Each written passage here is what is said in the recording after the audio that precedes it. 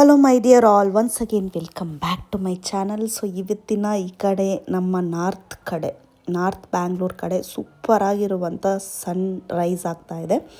So ನಮ್ಮ ಅಪಾರ್ಟ್ಮೆಂಟಿಂದ ಎಷ್ಟು ಸೂಪರಾಗಿ ಕಾಣ್ತಾ ಇದೆ ಅಂದರೆ ಅಷ್ಟು ಚೆನ್ನಾಗಿರುವಂಥ ವೇವ್. ಸೊ ತುಂಬಾ ಚೆನ್ನಾಗಿರುವಂಥ ಒಂದು ವೇವ್. ಇನ್ನು ನೀವೇನಾದರೂ ನಂದಿ ಬೆಟ್ಟಕ್ಕೆಲ್ಲ ಹೋದರೆ ಸೂಪರಾಗಿರುತ್ತೆ.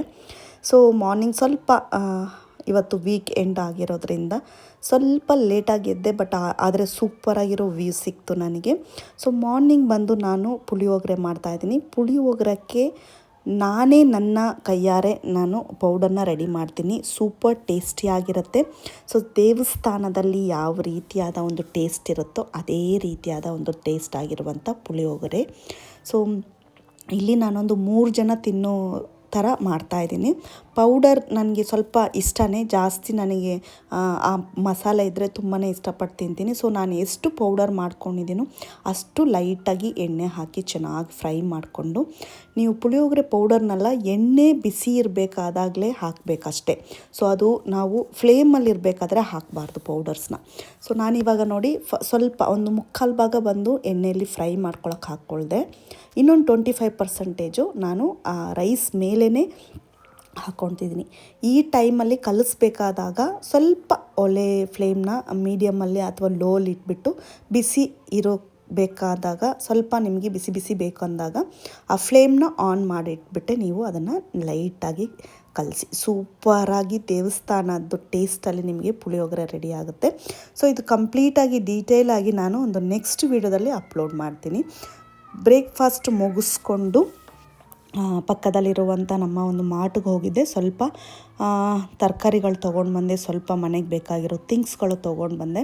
ಬರಬೇಕಾದ್ರೆ ಮಾರ್ನಿಂಗ್ ನಾವು ಹಾಗೆ ಜಿಮ್ಗೆ ಹೋಗ್ಬಿಟ್ಟು ಬರಬೇಕಾದ್ರೆ ಆರ್ಡರ್ ಕೊಟ್ಬಿಟ್ಟು ಬಂದುಬಿಟ್ರೆ ಅವ್ರು ನಮ್ಮ ಮನೆಗೆ ತೊಗೊಂಬಂದು ಕೊಟ್ಬಿಡ್ತಾರೆ. ತರಕಾರಿ ಎಲ್ಲ ತೆಗೆದು ಫ್ರಿಜ್ಜಲ್ಲಿ ಜೋಡಿಸಿಟ್ಬಿಟ್ಟಿದ್ದೀನಿ. ಸೊ ಮಿಕ್ಕಿದಿರೋದನ್ನು ಕೆಳಗಡೆ ಜೋಡಿಸಿಡ್ತಾಳೆ ನಮ್ಮ ಹೆಲ್ಪರು. ಮಧ್ಯಾಹ್ನಕ್ಕೆ ಲಂಚು ರೆಡಿ ಮಾಡ್ತಾಯಿದ್ದೀನಿ. ಒಂದು ಕಡೆ ರೈಸ್ ಬೇಯಿಸ್ಕೊತಾ ಇದ್ದೀನಿ. ಸೊ ಇವತ್ತು ಮಧ್ಯಾಹ್ನದ ಲಂಚು ಒಂದು ಟೇಸ್ಟಿಯಾಗಿರುವಂಥ ಹಳ್ಳಿ ಸ್ಟೈಲಲ್ಲಿ ಒಂದು ಮಟನ್ ಕರಿ. ನಾವು ಹಳ್ಳಿ ಸ್ಟೈಲ್ ಆಗಿರೋದ್ರಿಂದ ಸ್ವಲ್ಪ ಅವರೆಬೇಳೆ ಮತ್ತು ಆಲೂಗೆಡ್ಡೆ ಬೇಕು ಅಂದರೆ ನಿಮಗೆ ಬೇರೆ ಏನಾದರೂ ತರಕಾರಿ ಹಾಕ್ಕೋಬೋದು. ಬಟ್ ಇದೆರಡು ತರಕಾರಿಗಳು ಹಾಕಿದ್ರೆ ಮಟನ್ ಸಾಂಬಾರಿಗೆ ತುಂಬ ಟೇಸ್ಟಿಯಾಗಿರುತ್ತೆ. ಸೊ ಬದನೆಕಾಯು ಹಾಕಿ ಮಾಡ್ತಾರೆ ಕೆಲವರು. ಅದಕ್ಕೆ ನಾನಿವಾಗ ಸಪ್ರೇಟಾಗಿ ಒಂದು ಕಡಾಯಲ್ಲಿ 2 ದೊಡ್ಡ ಈರುಳ್ಳಿನ ಚಿಕ್ಕ ಚಿಕ್ಕ ಸ್ಲೈಸಸ್ ಮಾಡಿಕೊಂಡು ಚೆನ್ನಾಗಿ ಫ್ರೈ ಮಾಡ್ಕೊತಿದ್ದೀನಿ. ಒಂದು ಟೊಮೊಟೊ, ದೊಡ್ಡ ಸೈಜ್ ಟೊಮೊಟೊನ ಅದೇ ರೀತಿ ಲೈಟಾಗಿ ಫ್ರೈ ಮಾಡ್ಕೊತಾ ಇದ್ದೀನಿ. ಸೊ ಇದಲ್ಲದೆ ಸ್ಪೈಸಸ್ನ ಆ್ಯಡ್ ಮಾಡ್ತಿದ್ದೀನಿ. ಸೋಂಬು, ಗಸಗಸೆ, ಸ್ವಲ್ಪ ಜೀರಿಗೆ, ಚಕ್ಕೆ, ಲವಂಗ, ಸ್ವಲ್ಪ ಕಲ್ಪಾಸಿ ಎಲ್ಲ ಹಾಕಿ ಚೆನ್ನಾಗಿ ಫ್ರೈ ಮಾಡ್ಕೊತಿದ್ದೀನಿ. ಕಲ್ಪಾಸಿ ಅಂತ ಒಂದು ಸಿಗುತ್ತದೆ, ತುಂಬ ಟೇಸ್ಟಾಗಿರುತ್ತೆ ಸಾಂಬಾರು ಹಾಕಿದ್ರೆ. ಅದನ್ನು ಸಿಕ್ಕಿದ್ರೆ ಟ್ರೈ ಮಾಡಿ, ಎಲ್ಲ ನಾನ್ ವೆಜ್ ರೆಸಿಪಿಗೆ ತುಂಬ ಚೆನ್ನಾಗಿರುತ್ತೆ. ಮತ್ತು ಸ್ವಲ್ಪ ಶುಂಠಿ ಬೆಳ್ಳುಳ್ಳಿ ಹಾಕ್ಕೊಳ್ತಾ ಇದ್ದೀನಿ. ಆಮೇಲೆ ಸ್ವಲ್ಪ ಚಟ್ನಿ ಕಡಲೆನ ಹಾಕಿ ಚೆನ್ನಾಗಿ ಫ್ರೈ ಮಾಡ್ಕೊತಾ ಇದ್ದೀನಿ. ಮತ್ತು ಸ್ವಲ್ಪ ತುರಿದಿರೋ ಅಂಥ ಒಂದು 1/4 ಕಪ್ಪಷ್ಟು ತೆಂಗಿನಕಾಯಿ ಚೆನ್ನಾಗಿ ತುರಿದು ಹಾಕ್ಕೊಳ್ಳಿ, ಟೇಸ್ಟ್ ಚೆನ್ನಾಗಿರುತ್ತೆ. ಸೊ ಇದು ಲೈಟಾಗಿ ಎಣ್ಣೆಯಲ್ಲಿ ಫ್ರೈ ಮಾಡ್ಕೋಬೇಕು. ಒಂದು 2 ಸ್ಪೂನು ಅಷ್ಟೇ, ತುಂಬ ತೀರ ಕಮ್ಮಿ ಎಣ್ಣೆಯಲ್ಲಿ ಮಾಡಬೇಕು. ಆದರೆ ನಾನ್ ಸ್ಟಿಕ್ ಪ್ಯಾನಲ್ಲಿ ಒಳ್ಳೆ ಕ್ವಾಲಿಟಿ ನಾನ್ ಸ್ಟಿಕ್ ಅಥವಾ ಈ ರೀತಿ ಐರನ್ ಕಡಾಯಲ್ಲಿ ಮಾಡಿದ್ರೆ ನಿಮಗೆ ಯಾವುದೇ ರೀತಿಯ ಅಂಟು ಇರಲ್ಲ. ಸೊ ಇದೆಲ್ಲ ಫ್ರೈ ಮಾಡಿಬಿಟ್ಟು ಅದು ತಣ್ಣಗಾಕಿ ರೂಮ್ ಟೆಂಪ್ರೇಚರ್ ಬರೋದಕ್ಕೆ ಸಪ್ರೇಟಾಗಿ ಸೈಡಿಗೆ ಇಟ್ಬಿಡಿ. ನೆಕ್ಸ್ಟಿಗೆ ನೋಡಿ, ನಾನಿವಾಗ ಅವರೆಕಾಳು ಮತ್ತು ಆಲೂಗೆಡ್ಡೆನ ಸಪ್ರೇಟಾಗಿ ಬೇಯಕ್ಕೆ ಹಾಕ್ಬಿಟ್ಟಿದ್ದೀನಿ.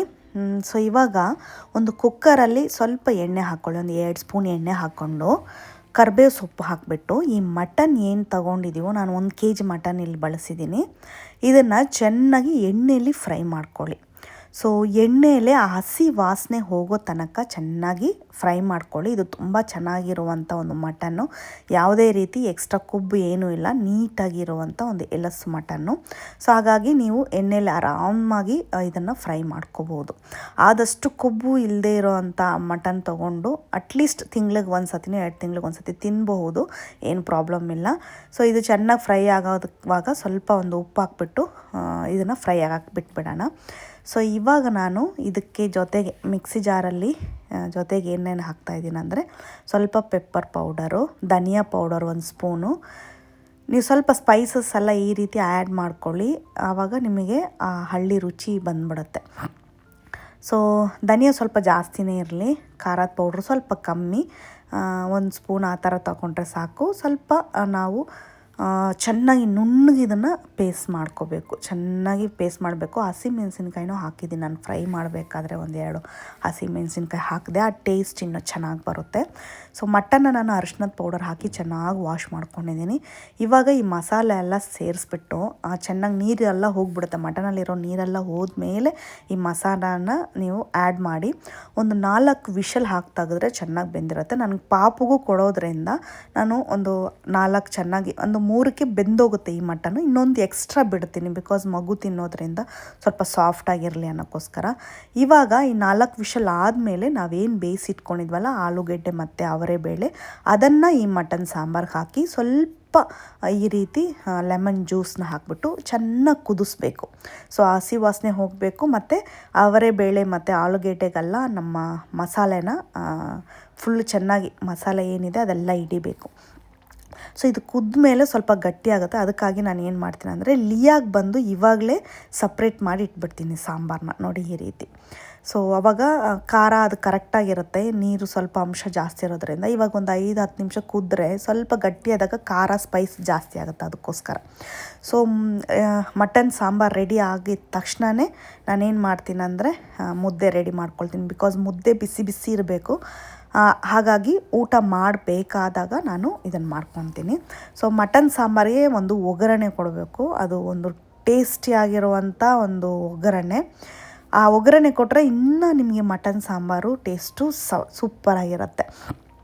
ಸೊ ಮುದ್ದೆ ಎಲ್ಲ ರೆಡಿ ಆಯಿತು. 3 ಮುದ್ದೆ ಮಾಡಿದ್ದೀನಿ. ನಮ್ಮ ಹೆಲ್ಪರ್ ಮುದ್ದೆ ತಿನ್ನಲ್ಲ, ಅವ್ರ ಮನೇಲಿ ಆಲ್ಮೋಸ್ಟ್ ಮಾಡ್ತಿರ್ತಾರೆ. ಸೊ ಹಾಗಾಗಿ ಅವಳಿಗೂ ರೈಸು ಸಪ್ರೇಟಾಗಿ ಇಟ್ಬಿಟ್ಟಿದ್ದೀನಿ. ಸೊ ಇದಕ್ಕೆ ಈ ರೀತಿ ಒಂದು ಒಗ್ಗರಣೆ, ಫೈನಲಾಗಿ ಒಂದು ಒಗ್ಗರಣೆ ಕೊಟ್ಬಿಟ್ರೆ ಮಟನ್ ಸಾಂಬಾರು ರುಚಿಕರವಾಗಿ ಹೋಟೆಲ್ ಶೈಲಿ ಮತ್ತು ನಿಮಗೆ ಯಾವ ರೀತಿ ತಿನ್ನಬೇಕು ಅನಿಸುತ್ತೋ ಅದೇ ಶೈಲಿ ಟೇಸ್ಟಲ್ಲಿ ನಿಮಗೆ ರೆಡಿ ಆಗುತ್ತೆ. ಸೊ ಇವಾಗ ಹಾಗೆ ಮುಚ್ಚಳ ಹಾಕಿ ಇಟ್ಬಿಡೋಣ. ತಿನ್ನಬೇಕಾದಾಗ ನೀವು ತೆಗೆದು ಹಾಗೆ ಸರ್ವ್ ಮಾಡಿ ತಿನ್ಕೋಬೋದು. ಸೊ ಇವತ್ತು ಮಟನ್ನು ಸಾಂಬಾರು ಮತ್ತು ರೈಸು, ಲಿಯಾನು ಮುದ್ದೆ ತಿಂತಾಳೆ, ಮುದ್ದೆ ಅವಳಿಗೆ ಸ್ವಲ್ಪ ಕೊಟ್ಬಿಟ್ಟು ಅವಳು ಮಟನ್ ಸಾಂಬಾರಿಗೆ ಕೊಟ್ಟಿದ್ದೀನಿ. ನಾನು ಹಸ್ಬೆಂಡು ಇಬ್ಬರು ಒಟ್ಟಿಗೆ ತಿನ್ನೋಣ ಅಂತ ಹೇಳಿ ನಾನು ಮಟನ್ ಸಾಂಬಾರನ್ನ ಸಪ್ರೇಟಾಗಿ ಹಾಕ್ಕೊಳ್ತಾ ಇದ್ದೀನಿ. ಸೊ ಫೋಟೋ ಶೂಟ್ ಮಾಡೋದಕ್ಕೆ ಸಪ್ರೇಟಾಗಿ ಹಾಕಿ ಅದನ್ನು ಫೋಟೋ ಶೂಟ್ ಮಾಡಿ ಇಟ್ಬಿಡ್ತೀನಿ. ಬಟ್ ತಿನ್ನಬೇಕಾದಾಗ ನಮ್ಮ ಕನ್ವೀನಿಯೆಂಟ್, ನಮಗೆ ಹೆಂಗೆ ಅನಿಸುತ್ತೋ ಆ ರೀತಿ ನಾವು ತಿನ್ಕೊಳ್ಳೋಕೆ ಕೂತ್ಕೊಳ್ತೀವಿ. ಸೊ ಇವಾಗ ಒಂದು ಬೌಲಲ್ಲಿ ಮಟನ್ ಸಾಂಬಾರು ಹಾಕ್ಕೊಂಡಿದ್ದೀನಿ, ಒಂದು ಪ್ಲೇಟಲ್ಲಿ ಮುದ್ದೆ ಹಾಕ್ಕೊಂಡಿದ್ದೀನಿ. ಟೇಸ್ಟ್ ಅಂತೂ ಸೂಪರಾಗಿರುತ್ತೆ, ಅಷ್ಟು ಚೆನ್ನಾಗಿರುತ್ತೆ. ಹೊರಗಡೆ ಬಂದು ಸ್ವಲ್ಪ ಲೈಟಾಗಿ ಬಿಸಿಲು ಬಂದಿದೆ, ಈ ಮಧ್ಯಾಹ್ನ ಟೈಮ್ ಬಿಸಿಲು ಏನೂ ಅನ್ನಿಸ್ತಾ ಇಲ್ಲ, ಇಬ್ಬನಿ ಜೊತೆಗಿರುವಂಥ ಒಂದು ಬಿಸಿಲು. ಸೊ ಊಟ ಮುಗಿಸ್ಕೊಂಡು ಇವತ್ತು ಸ್ಯಾರಿ ಒಂದು ಶೂಟ್ ಮಾಡಿದ್ದೀನಿ. ಸೂಪರಾಗಿರುತ್ತೆ, ಅಂದರೆ ನಿಮಗೆ 580 ರೂಪೀಸ್ ಬರುವಂಥ ಒಂದು ಪ್ರೈಸಿನ ಸ್ಯಾರಿ, ಅದಕ್ಕೆ ತಕ್ಕಂಗೆ ಸ್ಯಾರಿನೂ ಇರುತ್ತೆ. ವೇರ್ ಮಾಡಿಕೊಂಡು ತುಂಬ ಚೆನ್ನಾಗಿರುತ್ತೆ. ಕಲರ್ಸ್ ಕಾಂಬಿನೇಷನ್ ತುಂಬಾ ಸೂಪರಾಗಿರುವಂಥ ಕಲರ್ ಕಾಂಬಿನೇಷನ್ ಇದೆ. ಸೊ ಇದರ ಫುಲ್ ವಿಡಿಯೋ ನಿಮಗೆ ಕನ್ಯಾಸ್ ಬೋಟಿಕ್ಸಲ್ಲಿ ಅವೈಲಬಲ್ ಇದೆ. ಫ್ರೀ ಶಿಪ್ಪಿಂಗ್ ಇರುತ್ತೆ, ಮತ್ತು Karnataka all over Karnataka free shipping ಇರುತ್ತೆ. ಪ್ರೈಸ್ ಬಂದು 580 ರೂಪೀಸು. ಕ್ವಾಲಿಟಿ ವೈಸು ನಿಮಗೆ ಚೆನ್ನಾಗಿರುತ್ತೆ, ಹೋಗಿ ಚೆಕ್ ಮಾಡ್ಕೊಳ್ಳಿ. ಸೊ ಇದನ್ನು ಮುಗಿಸ್ಕೊಂಡು ಇವತ್ತು ಲಿಯಾ ಸ್ಕೂಲಲ್ಲಿ ಸ್ಪೋರ್ಟ್ಸ್ ಇದೆ. ಈ ಸ್ಪೋರ್ಟ್ಸ್ ಬಂದು ಜೂನಿಯರ್ ಒಲಿಂಪಿಯಾ ಅಂತ ಹೇಳಿ ಮಾಡ್ತಾರೆ. ಇದು ಬಂದು ಇಂಟರ್ ಸ್ಕೂಲಲ್ಲೇ ನಡೆಯುವಂಥ ಒಂದು ಸ್ಪೋರ್ಟ್ಸು. ಇವ್ರಿಗೇನೆ ಕಾಂಪಿಟೇಷನ್ ಥರ ಇರುತ್ತೆ. ಅದರಲ್ಲಿ ಯಾರು ವಿನ್ ಆಗ್ತಾರೋ ಅವರಿಗೆ ಪ್ರೈಸಸ್ಸು ಅವೈಲಬಲ್ ಇರುತ್ತೆ. ಸೊ ಇದರಲ್ಲಿ ಬಂದು ನಾವು ಹೋದ ತಕ್ಷಣ ಏನಾಗುತ್ತಂದರೆ ರಿಜಿಸ್ಟ್ರೇಷನ್ಗೆ ಸಪ್ರೇಟಾಗಿ ಇದಕ್ಕೂ ಫೀಸ್ ಕಲೆಕ್ಟ್ ಮಾಡ್ಕೊತಾರೆ. ಸೊ ಹೋದ ತಕ್ಷಣ ನಮಗೆ ಬೇಕಾಗಿರುವಂಥ ಒಂದು ಜ್ಯೂಸ್ ಕೊಡ್ತಾರೆ. ಆಮೇಲೆ ಅವಳಿಗೆ ಟೀ ಶರ್ಟ್ಸ್, ಅಲ್ಲಿ ಹೋದ್ಮೇಲೆ ಟೀ ಶರ್ಟ್ ಮಾತ್ರ ಚೇಂಜ್ ಮಾಡ್ಕೋಬೇಕು. ಈ ರೀತಿ ಚೇಂಜ್ ಮಾಡಿಕೊಂಡ್ರೆ ಸಾಕು. ಅಲ್ಲಿ ಚೇಂಜಿಂಗ್ ರೂಮ್ಸ್ ಎಲ್ಲ ಇರುತ್ತೆ. ಸೊ ಮಕ್ಕಳಿಗೆ, ಚಿಕ್ಕ ಮಕ್ಕಳಿಗೆ ಫಸ್ಟ್ ಸ್ಟ್ಯಾಂಡರ್ಡಿಂದ ಜೂನಿಯರ್ ಕೆ ಜಿಯಿಂದ ಫಸ್ಟ್ ಸ್ಟ್ಯಾಂಡರ್ಡ್ ತನಕ ಇಲ್ಲಿ ಆಟ ಆಡಿಸ್ತಾರೆ. ಸೊ ಅದರಲ್ಲೇ ಸೆಕ್ಷನ್ಸ್ ಇರುತ್ತೆ, ಅದ್ರ ತಕ್ಕಂಗೆ ಎಲ್ಲರೂ ಸೇರ್ಕೊಂಡು ಆಡ್ತಾರೆ. ದೊಡ್ಡವ್ರಿಗೂ ಇರುತ್ತೆ, ಅದು ಸಪ್ರೇಟ್ ಟೈಮಿಂಗ್ಸ್ ಇರುತ್ತೆ. ಸೊ ಇವಾಗ ಈ ರೀತಿ ಟೀ ಶರ್ಟ್ಸ್ನೆಲ್ಲ ಕೊಟ್ಟಿರ್ತಾರೆ. ಇಷ್ಟು ಜನನ ಒಂದೊಂದು ಟೀಮ್ ಥರ ಮಾಡಿಬಿಟ್ಟು ಅರ್ಧ ಜನನ ಇಲ್ಲಿ ಆಟ ಆಡಿಸ್ತಾರೆ. 4th ತನಕ ಇಲ್ಲಿದೆ, 1ನೇ ಕ್ಲಾಸಿಂದ 4th ತನಕ ಇಲ್ಲಿದೆ. ಇದು ಬಂದು ಆಪ್ಷನಲ್ ಅಷ್ಟೇ, ನಿಮಗೆ ಬೇಕು ಅಂದರೆ ನೀವು ಇದಕ್ಕೆ ಜಾಯ್ನ್ ಆಗ್ಬೋದು, ಬೇಡ ಅಂದರೆ ಬಿಡ್ಬೋದು. ಬಟ್ ಸ್ಪೋರ್ಟ್ಸ್ ಅಲ್ವಾ, ಮಕ್ಕಳಿಗೆ ಸ್ವಲ್ಪ ಫಿಟ್ಟಾಗೂ ಇರ್ತಾರೆ, ತುಂಬ ಅವರು ಆ್ಯಕ್ಟಿವ್ ಆಗೋ ಆಗ್ತಾರೆ. ಸ್ಪೋರ್ಟ್ಸ್ ಎಲ್ಲಿದ್ರೂ ಅದರಲ್ಲಿ ಜಾಯಿನ್ ಮಾಡಿಸೋದು ನನ್ನ ಒಂದು ಮೆಂಟಾಲಿಟಿ. ಸೊ ಹಾಗಾಗಿ ಇದರಲ್ಲಿ ಅವಳನ್ನು ಹಾಕ್ಬಿಟ್ಟಿದ್ದೀನಿ. ಅವರು ಎಂಜಾಯ್ ಮಾಡ್ತಾರೆ, ಪ್ಲಸ್ ಅವ್ರ ಕಾಲು ಕೈಗಳು ಸ್ವಲ್ಪ ಆ್ಯಕ್ಟಿವ್ ಆಗಿರುತ್ತೆ, ಅವ್ರಿಗೂ ಸ್ವಲ್ಪ ಫಿಟ್ಟಾಗಿ ಸ್ವಲ್ಪ ಇರ್ತಾರೆ. ಸೊ ಹಾಗಾಗಿ ಇದರಲ್ಲಿ ಕೆಲವು ಸ್ಟಾರ್ಟ್ ಆಗಿದ್ದರೆ ಸಂಜೆ ತನಕನೂ ಇರುತ್ತೆ.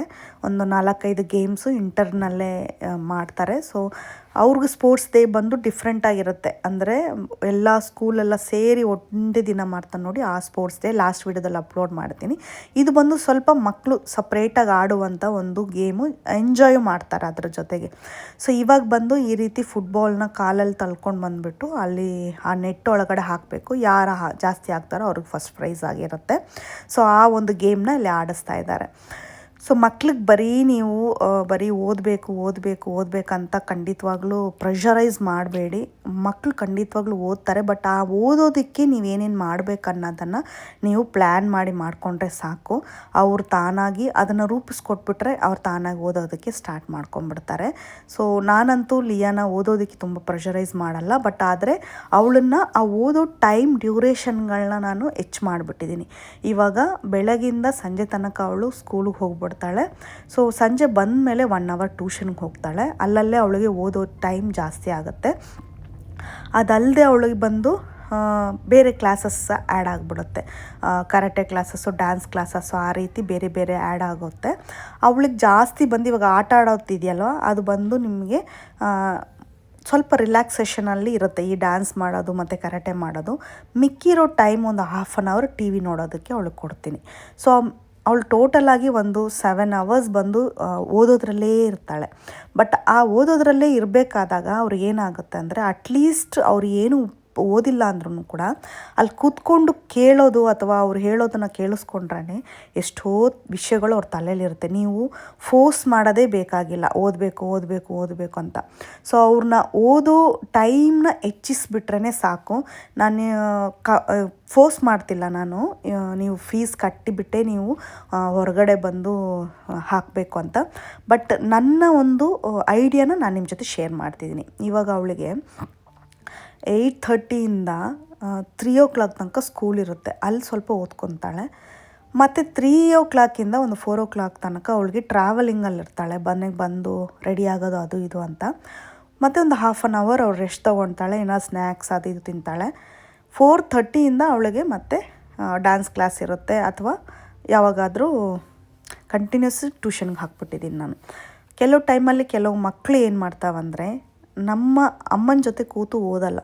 ನಾವು ತುಂಬ ಕಿರ್ಚ್ತೀವಿ, ಅಗ್ರೆಸಿವ್ ಆಗಿ ಅವ್ರನ್ನ ಟ್ರೀಟ್ ಮಾಡ್ತೀವಿ, ಅದು ಅಲ್ಲದೆ ಕೋಪದಲ್ಲಿರ್ತೀವಿ. ಬಟ್ ಒಂದು ಟೀಚರ್ ಏನಾದರೂ ಹೇಳಿದ್ರೆ, ಅವ್ರು ಸ್ವಲ್ಪ ಜೋರಾಗಿ ಹೇಳಿದ್ರು ಕೂಡ ಅದನ್ನು ಕೇಳ್ಕೊತಾರೆ. ಸೊ ಹಾಗಾಗಿ ಒಂದು ಸ್ವಲ್ಪ ಅವರಿಗೆ ಎಜುಕೇಷನ್ ಬಗ್ಗೆ ಇಂಟ್ರೆಸ್ಟ್ ಬರೋ ತನಕ ಎಕ್ಸ್ಟ್ರಾ ನಾವೊಂದು ಟ್ಯೂಷನ್ ಕಳಿಸೋದು ಅವ್ರಿಗೆ ಸ್ವಲ್ಪ ಮ್ಯಾಂಡೇಟ್ರಿ ಅಂತಲೇ ನಾನು ಅಂದ್ಕೊತೀನಿ. ಸೊ ಅದು ಆಗೋರು ಓಕೆ, ಆಗದಿದ್ದವರು ಏನು ಮಾಡೋಕ್ಕಾಗಲ್ಲ. ಅಟ್ಲೀಸ್ಟ್ ಮನೇಲಿ ನೀವು ಏನೇನೆಲ್ಲ ಮಾಡೋಕ್ಬೋದು ಅದನ್ನು ನೀವು ಮಾಡಿ. ಅದೇ ಥರ ಅದಲ್ಲದೆ ಅವ್ರಿಗೆ ಆಟಗಳು, ಈ ರೀತಿ ಎಕ್ಸ್ಟ್ರಾ ಕರಿಕ್ಯುಲಮ್ ಆ್ಯಕ್ಟಿವಿಟೀಸು ಅಥವಾ ಇನ್ನೇನೇನೋ ತುಂಬ ಇದೆ ಆ್ಯಕ್ಟಿವಿಟೀಸು. ನೀವು ಫುಟ್ಬಾಲಿಗೆ ಹಾಕ್ಬೋದು, ಬಾಸ್ಕೆಟ್ಬಾಲಿಗೆ ಹಾಕ್ಬೋದು, ಕರಾಟೆಗೆ ಹಾಕ್ಬೋದು. ನಾವಿರೋ ಪ್ಲೇಸಲ್ಲಂತೂ ತುಂಬ ಇದೆ. ಬಟ್ ಆದರೆ ಟೈಮಿಂಗ್ಸ್ ಅವಳಿಗೆ ಸೆಟ್ ಆಗೋಲ್ಲ. ಆ ಟೈಮ್ ತಕ್ಕಂಗೆ ನಾನು ಅವಳಿಗೆ ಯಾವ್ಯಾವ ಕ್ಲಾಸಸ್ ಹಾಕಬೇಕು ಅದಕ್ಕೆಲ್ಲ ಹಾಕಿದ್ದೀನಿ.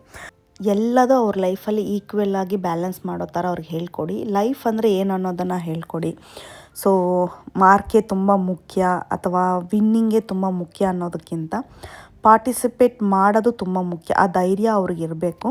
ಸೊ ಸ್ಪೋರ್ಟ್ಸೆಲ್ಲ ಆದಮೇಲೆ ಅವಳಿಗೂ ಫಸ್ಟ್ ಪ್ಲೇಸ್ ಕೆಲವುದ್ರಲ್ಲಿ ಸಿಕ್ತು ಮತ್ತು ಕೆಲವು ಸರ್ಟಿಫಿಕೇಟ್ಸ್ ಎಲ್ಲ ಕೊಟ್ಟಿದ್ದಾರೆ. ನಾನು ಅವಳಿಗೆ ಹೇಳೋದು ಒಂದೇ, ಪಾರ್ಟಿಸಿಪೇಟ್ ಮಾಡು. ವಿನ್ ಆದರೆ ಒಳ್ಳೆಯದು, ವಿನ್ ಆಗಲಿಲ್ಲ ಅಂದರೆ ನೆಕ್ಸ್ಟ್ ಟೈಮಿಗೆ ನಿನಗೆ ತುಂಬ ಚೆನ್ನಾಗಿರೋದು ಸಿಗುತ್ತೆ ಅಂತ ನೆಕ್ಸ್ಟು ಅವಳು ಆಟ ಆಡೋದಕ್ಕೂ ಮೋಟಿವೇಟ್ ಮಾಡ್ತೀನಿ ಅವಳಿಗೆ. ಸೊ ಹಾಗಾಗಿ ಅವಳು ಖುಷಿಯಾಗೇ ಇರ್ತಾಳೆ, ವಿನ್ ಆದರೂ ಖುಷಿಯಾಗೇ ಇರ್ತಾಳೆ. ಹಾಗೆ ಎಷ್ಟೋ ವಿಷಯಗಳಲ್ಲಿ ಅವಳು ಕೂಡ ಪ್ರೈಸ್ ಇಲ್ಲದೆ ಎಲ್ಲ ಬಂದಿದ್ದಾಳೆ. ಆ ಟೈಮಲ್ಲಿ ಕೂಡ ಅವಳನ್ನ ಮೋಟಿವೇಟ್ ಮಾಡಿ ಖುಷಿಯಾಗಿ ತಂದಿದ್ದೀನಿ ಮನೆಗೆ. ಸೊ ಆ ಥರ ನಾವು ಎಲ್ಲ ಅವ್ರ ಕಷ್ಟದಲ್ಲಾಗಲಿ ಅವ್ರ ಸೋಲು ಗೆಲುವಲ್ಲಿ ನಾವು ಅವ್ರ ಜೊತೆ ಇದ್ಕೊಂಡು ಪಾರ್ಟಿಸಿಪೇಟ್ ಆಗಿ ಇರಬೇಕು. ಆವಾಗಲೇ ಅವ್ರಿಗೂ ಲೈಫು ಇದಲ್ಲಂದರೆ ಇನ್ನೂ ತುಂಬ ಇದೆ ಅಂತ ಅವ್ರಿಗೂ ಅನಿಸುತ್ತೆ. ಸೊ ಆವಾಗ ಅವ್ರಿಗೆ ಸ್ವಲ್ಪ ಒಂದು ಮೋಟಿವೇಟ್ ಆಗುತ್ತೆ. ಸೊ ನಾವು ಏನು ಮಾಡಿಬಿಡ್ತೀವಿ, ಸ್ಟಾರ್ಟಿಂಗೇ ನಾವು ಅವ್ರಿಗೇನು ಪ್ರೈಸ್ ಬಂದಿಲ್ಲ ಅಂತ ಅವ್ರಿಗೆ ಬೈಯೋದು, ಫೀಲ್ ಮಾಡಿಸೋದು ಆಗಿಬಿಟ್ರೆ ನೆಕ್ಸ್ಟಿಗೆ ಅವ್ರಿಗೆ ತುಂಬ ಭಯ ಬರುತ್ತೆ. ಅಯ್ಯೋ ವಿನ್ ಮಾಡಲೇಬೇಕು ಅನ್ನೋದು ಇರುತ್ತೆ. ಏನಕ್ಕೆ ಅಷ್ಟೆಲ್ಲ ಕಷ್ಟಪಡಬೇಕು ಅವು, ಚೆನ್ನಾಗಿ ಜಾಲಿಯಾಗಿ ಇದ್ದು ಹೋಗಲಿ ಬಿಡಿ ಲೈಫಲ್ಲಿ ಅಂತ ಹೇಳ್ತಾ ಈ ವಿಡಿಯೋ ಇಲ್ಲಿಗೆ ಮುಗಿಸ್ತಾ ಇದ್ದೀನಿ. ಈ ವಿಡಿಯೋ ನಿಮಗೆ ಇಷ್ಟ ಆಗಿದರೆ ಒಂದು ಲೈಕ್ ಕೊಡಿ, ಫ್ಯಾಮಿಲಿ ಫ್ರೆಂಡ್ಸ್ಗೆ ಶೇರ್ ಮಾಡಿ, ನನ್ನ ಚಾನಲ್ಗೆ ಹೊಸಬ್ರಾದರೆ ಸಬ್ಸ್ಕ್ರೈಬ್ ಮಾಡೋದನ್ನ ಮರಿಬೇಡಿ. ನೆಕ್ಸ್ಟ್ ಒಂದು ಸೂಪರ್ ಆಗಿರೋ ವಿಡಿಯೋದಲ್ಲಿ ನಿಮ್ಮನ್ನೆಲ್ಲ ಭೇಟಿ ಮಾಡ್ತೀನಿ. ಅಂಟಿಲ್ ದೆನ್ ಟೇಕ್ ಕೇರ್, ಬಾಯ್ ಬಾಯ್. ಒಳ್ಳೆ ಆಹಾರ ತಿನ್ನಿ, ಆರೋಗ್ಯವಾಗಿರಿ.